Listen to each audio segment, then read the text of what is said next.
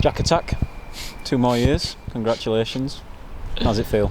Yeah, delighted. Obviously, it took its time, but it's done now, and just can't wait to get going. Looking out on this pitch now, it doesn't seem too long ago we were out here at the end of the season. Looks a bit different now, but I guess... Some good nick, doesn't it? I guess looking out onto it now, it fuels your excitement a little bit more and makes you want to get out there all the more quickly now for pre-season. Yeah, I hope it's in better shape come first game of the season, but yeah, delighted, and just can't wait to get this stadium full and rocking again. Talk us through your Bradford City career so far and what you've taken out of it mainly. You've been here 2 years now, you've had a fair bit of time to come in and make your mark. What's it been like from your point of view? Yeah, I've enjoyed every second of it. The fans have been class with me. So yeah, I think that's all you want when you come in as a new player, for the fans to take to you, and have done that here. So I'm excited for the next season and see what it brings.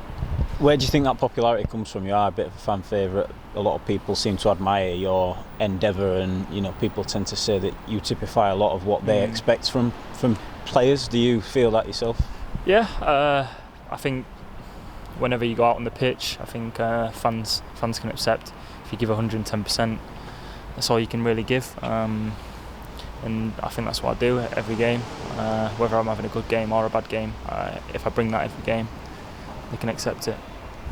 What's next for you in terms of ambitions and goals? You've got 2 more years initially and then the option of a further one. Is it really a chance now with the age you're at as well to really kick on in your career and be a part of something special? No, 100%. I think the first time when I came here and we had this interview before, my plans were to get this team promoted into League One, but it didn't happen, and now it's another chance to do that, and I think with the squad and the manager we've got, I think more than capable.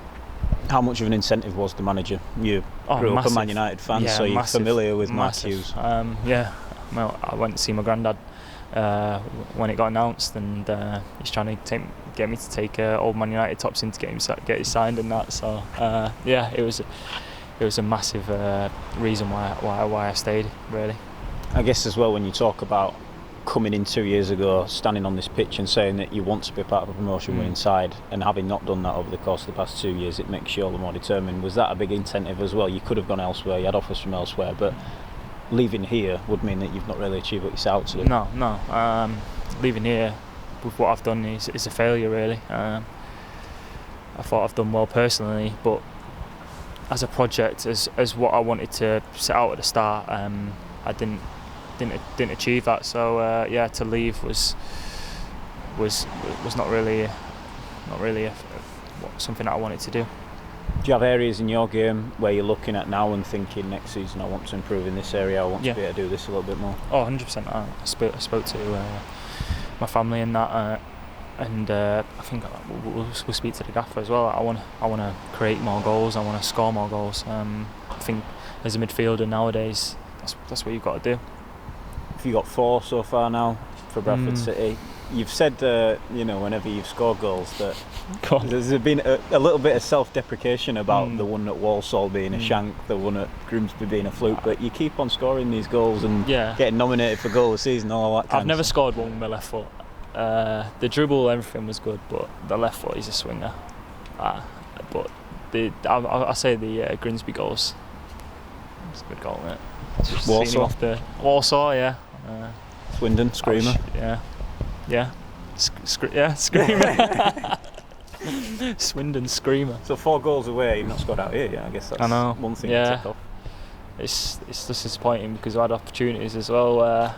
Probably look to set up other people instead of being selfish. And this is one place I do want to score, because I want that feeling that a lot of players have had. And with a full house, I think there's no better feeling. I guess last season, more than the season before, given the fact there was no fans in here, really gave you an appetite for that as well. And you look 100%. At the way we ended the season with 3 back-to-back wins, there's really a platform to build on now, isn't there? Yeah. I think, like you say, towards the end of the season when we're winning games and it's a full house, it's probably not a better place to be, League One or League Two.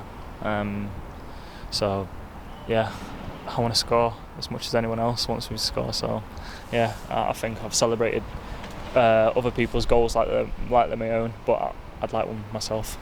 I guess having these crowds here that we can gives us a bit of an objective going forward as well. I think, you know, when we've looked at games such as the Gaffer's first game in charge, the first game of the season last season, the last game of the season last season where we set the attendance record, that it shows you the potential there for what can be and what we can aim to achieve and how it can look should we achieve what we obviously want. Yeah, it's no secret. This club's too big to be in League Two. It's just we've got to take it to the next level. It's alright saying it year in year out, but it's now up for us and us as players and us as the gaffer and the staff to take it to that next level, to become the sleeping giant that is.